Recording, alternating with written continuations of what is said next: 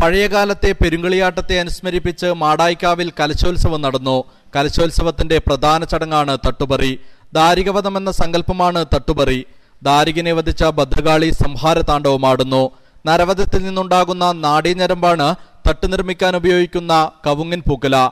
ചെക്കിപ്പൂ രക്തമായും സങ്കല്പിക്കുന്നു. മുൻകാലങ്ങളിൽ 4 തറവാട്ടുകാർ കലശത്തട്ട് ക്ഷേത്രത്തിൽ എത്തിച്ചിരുന്നു എങ്കിലും ഇപ്പോൾ വയലപ്ര കൊട്ടാരൻ തറവാട്ടിൽ നിന്നും വത്സനം കുടുംബവുമാണ് ക്ഷേത്രത്തിൽ തട്ടെത്തിക്കുന്നത്.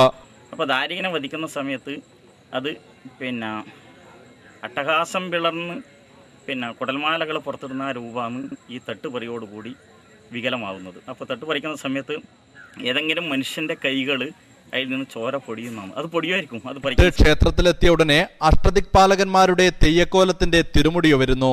ഇതോടെ പുരുഷാരം തട്ടുപറിക്കാൻ തുടങ്ങുന്നു.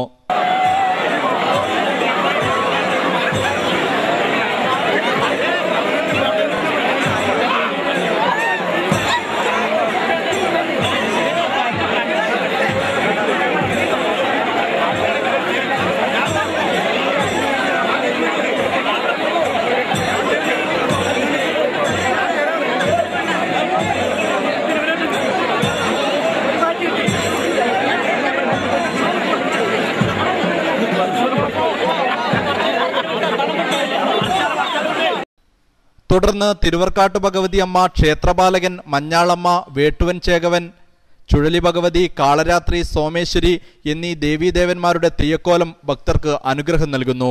കലശോത്സവം കാണാൻ വൻ ജനാവലി തന്നെ മാടായി തിരുവർക്കാട്ട് ക്ഷേത്രത്തിലെത്തിയിരുന്നു. നിധിൻ പെരിങ്ങോത്തിന്റെ ദൃശ്യങ്ങൾക്കൊപ്പം നികേഷ് താവും, ന്യൂസ് ബ്യൂറോ, പഴയങ്ങാടി.